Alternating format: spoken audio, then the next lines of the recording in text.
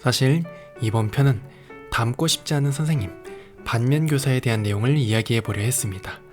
하지만 유튜브라는 플랫폼이 부정적인 단어나 흐름을 좋아하지도 않고 뒷담화 같은 내용을 다시 재구성해서 이야기하는 게 마음이 편하진 않았습니다. 일주일 간격의 고된 작업이지만 이 내용들을 내가 다시 들었을 때 나에게 가르침이 될 수 있으리란 믿음이 있습니다. 그래서 긍정적인 내용, 내가 성장할 수 있는 문제들을 컨텐츠에 녹여내는 게 맞다고 나름의 결론을 내릴 수 있었습니다. 오늘은 문서로 정의되지 않은 학교의 맥락, 문화에 대한 제 생각을 이야기해보려 합니다. 사범대나 교육대학원에서는 학습 내용에 대한 이론적 배경을 배웁니다. 전공에 대한 부분과 교육학적 내용으로 나누어지지요. 그리고 임용고사에서도 이러한 내용들을 충실히 알고 있는지를 시험 봅니다. 수업과 면접에서는 학습 내용을 잘 가르칠 수 있는지, 그리고 학생 지도와 교사 업무에 대한 수험자의 역량을 평가합니다. 좋은 선생님이 될 수 있는지를 묻는 시험이지만 대부분 가르침에 집중되어 있습니다. 그러다 보니 이러한 과정을 거쳐 합격한 선생님들은 자신의 이상과는 다른 현장을 맞이하게 됩니다. 수업을 통해서만 학습 내용을 가르친다는 것은 어쩌면 허상이라는 생각이 듭니다. 고등학교 과정까지는 혼자서 공부할 수 있는 방법이 많습니다. 너무 많아요. 좋은 교재가 있고 인터넷 강의든 수업을 놓치더라도 의지만 있다면 얼마든지 내용을 습득할 수 있지요. 그렇게 점점 수업의 의미가 퇴색되어 가는 것은 아닌지 걱정이 될 때가 많습니다. 저 사람 말을 듣지 않아도 충분히 시험 문제를 풀 수 있는데 수업에 왜 굳이 충실해야 하는가? 라는 물음을 학생 스스로가 던질 수 있다는 말이지요. 어쩌면 이를 극복하는 방법 중 하나는 수업과 시험의 1:1 매칭이라는 생각을 합니다. 즉, 다른 교재와 교과서에는 없는 내용이지만 성취 기준에서 다룰 수 있는 것들을 수업에서 언급하고 이를 시험에 출제하는 방법이지요. 그러면 누가 수업을 충실히 들었는지 정확히 평가할 수가 있습니다. 이번 시험에서 이 방법을 적용해 봤는데 그 결과가 어떨지는 잘 모르겠습니다. 이런 방법이 아니라면 일상적인, 일반적인 매뉴얼대로 진행하는 수업은 아이들의 호응을 이끌어내기 어려울 것 같습니다. 그래서 나의 수업에 대한 고민을 끊임없이 하게 됩니다.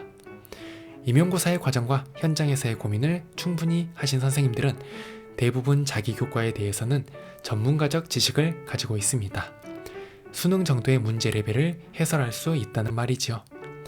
하지만 이러한 선생님은 많기에 학생들에게 n분의 1 정도 역할만을 할 수밖에 없습니다. 그러므로 선생님으로서 지속 가능한 역량, 나다움을 드러내기 위해서는 학생들과의 관계에서 해답을 찾아야 합니다. 저는 학교에서 공부 잘하는 소위 1등급 대 학생들에게서 이 답을 찾진 않습니다. 이런 이야기를 들은 적이 있습니다. 공부 잘하는 애들은 아무 선생님에게 가더라도 친절하게 답을 얻을 수 있다.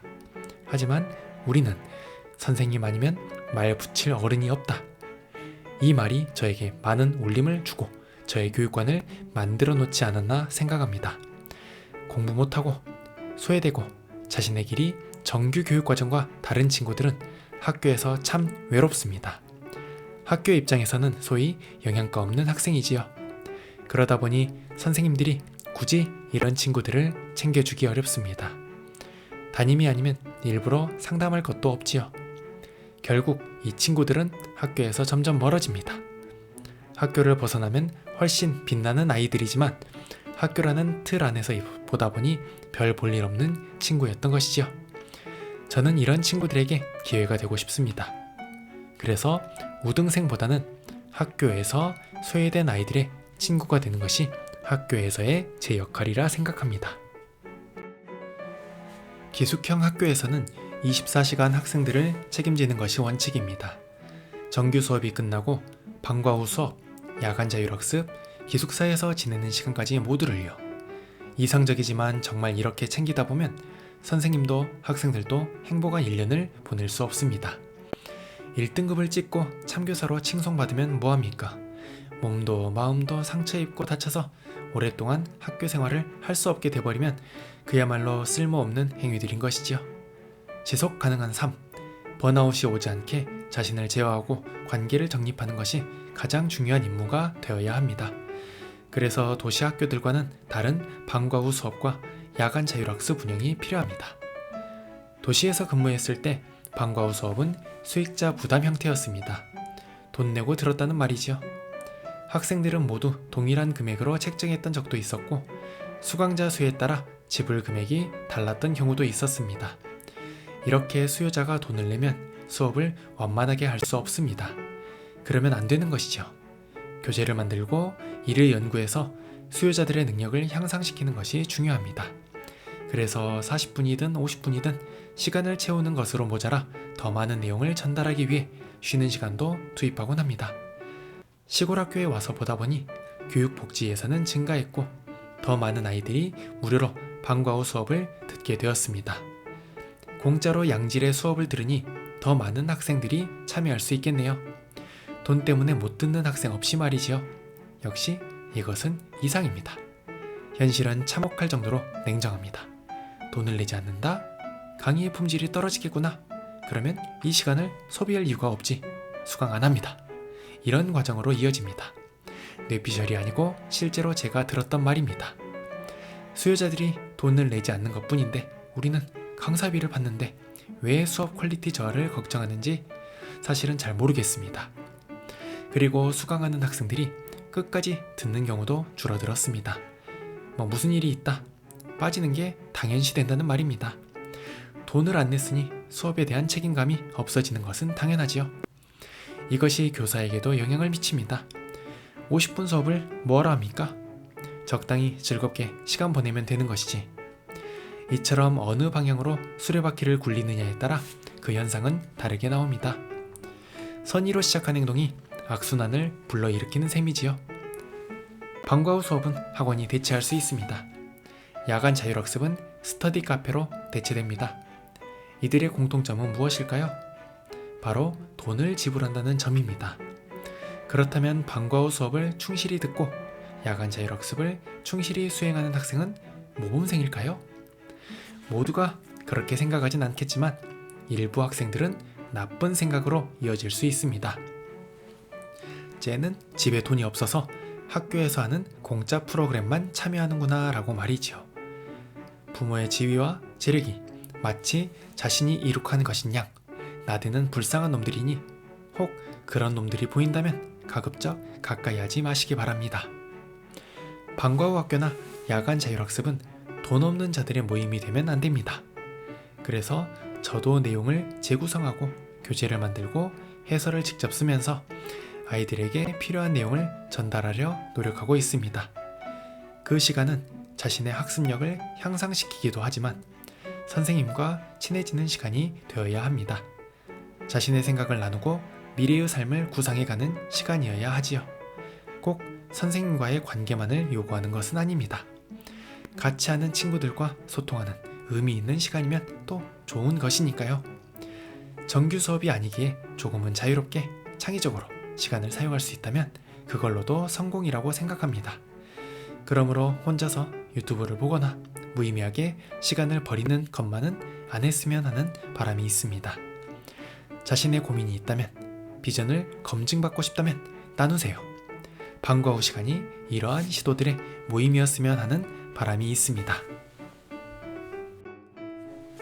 선생님들 사이에서 좋은 선생님이란 결국 일을 잘하는 선생님이라고 생각합니다. 우리는 일하기 위해 모였고 일을 잘하는 것이 서로를 돕는 것이기 때문이지요. 원만하고 활발한 성격, 생각과 행동 간격이 촘촘한 것도 좋은 영향이긴 합니다. 그래도 결국 사람 사이의 관계이기 때문에 일을 잘한다는 것은 업무 능력과 인하 능력의 함수가 아닐까 하는 생각을 합니다. 그러므로 서로의 업무를 이해하고 상황을 공유하며 더 나은 목표를 향해 나아가기 위해 선생님들끼리의 모임도 필요하지요. 예전에는 퇴근 후에 식사하고 차를 마시며 이야기하는 시간이 그 역할을 한다고 생각했습니다. 하지만 나이가 들고 삶의 난이도가 올라갈수록 그러한 시간도 사치라는 생각을 합니다. 그래서 업무에서 생기는 틈에 동료 선생님들을 알고 생각을 공유하는 시간의 소중함을 알게 됩니다. 더욱이 같은 교무실을 쓰는, 그러니까 가까이 있는 사람들과 비슷한 결을 갖고 일한다는 것이 참 감사하다는 생각을 하게 되는 요즘입니다. 하지만 동료들끼리 친목은 다지되 친목질은 하지 않아야 하는 게 직장에서의 인간관계라고 생각합니다. 너무 멀지도 너무 가깝지도 않아야 다치지 않습니다. 그리고 자신의 영역을 확보할 수 있지요. 마음이 맞다고 재밌다고 해서 필요 이상의 시간을 공유한다면 그 끝은 별로 좋지 않더라고요. 좋은 사람들과 오랫동안 지내고 싶은 게 사람들의 일반적인 욕망이라 생각합니다. 그래서 학교에서도 내 사람을 만들고 이들과 모임을 구성하며 학교 안에서든 밖에서든 만나려고 노력하는 것은 자연스럽고 권장할 만합니다. 좋습니다. 그것이 소통의 창구가 되고 학교의 역량을 향상시킨다는 가정하에서 말입니다. 아무리 좋은 사이라도 자꾸 붙어 있다 보면 대화거리가 떨어지게 됩니다. 더 이상 할 말이 없는 상태. 이것이 편할 수도 있지만 직장 동료끼리 그런 관계는 드뭅니다. 이야기를 만들어내야 하는 상황에서 긍정적인 이야기만으로는 상대를 자극하지 못합니다. 자극하지 못하면 재미가 없어지고 흥미가 떨어지며 함께 있는 시간을 지루하게 느낍니다. 당신을 즐겁게 해드리고 싶은데 지루하게 느끼면 안 되잖아요. 그러다 보니 있는 주제, 없는 주제 몽땅 끌어내서 이야기를 하게 되고 점점 자극적으로 흘러가게 됩니다. 타인의 단점만큼 자극적인 주제는 없습니다. 누군가를 까내림으로써 우리는 동지가 되고 강한 결속력을 갖게 됩니다. 공동의 적 앞에 민중들은 뭉치는 것처럼요. 그렇게 우리는 만들어집니다. 다른 모임도 비슷한 과정을 거치겠네요. 그러면 누군가를 까던 것이 상대 그룹을 까게 되고 소위 파벌이 만들어집니다. 공립학교에서는 그런 케이스가 많지 않습니다. 해마다 인원이 바뀌기 때문이지요. 하지만 사립학교처럼 인원의 이동이 거의 없다면 파벌은 만들어질 수밖에 없습니다. 협력으로 좋은 결과를 만들어내기도 바쁜데 서로의 성과를 인정하지 않고 단점만을 파고듭니다. 이러한 생각과 대화는 파괴적이며 모임을 마치고 돌아오면서도 개운하지 않은 느낌이 들게 됩니다. 두세 시간 뒷담화만 하고 돌아오는 게 무슨 생산적인 일이라고 열심히들 하고 있습니다. 그러므로 좋은 조직이라도 좋은 사람들이라도 일정 시간이 지나면 헤어질 준비를 해야 합니다. 그래야 새로운 것을 받아들이고 새로운 사람들에게서 도전받을 수 있습니다. 우리는 선하고 완전 무결하다라는 무의식을 깨트려야 성장합니다. 익숙해질 때 떠날 수 있는 용기, 그것이 우리에게 새로운 기회를 줄 것입니다. 우리라는 우리에 갇히지 않기 위해 새롭고 낯선 상황을 소화할 수 있는 여유로움이 있었으면 좋겠습니다. 저에게도 여러분들에게도. 이어서 이야기해 보겠습니다.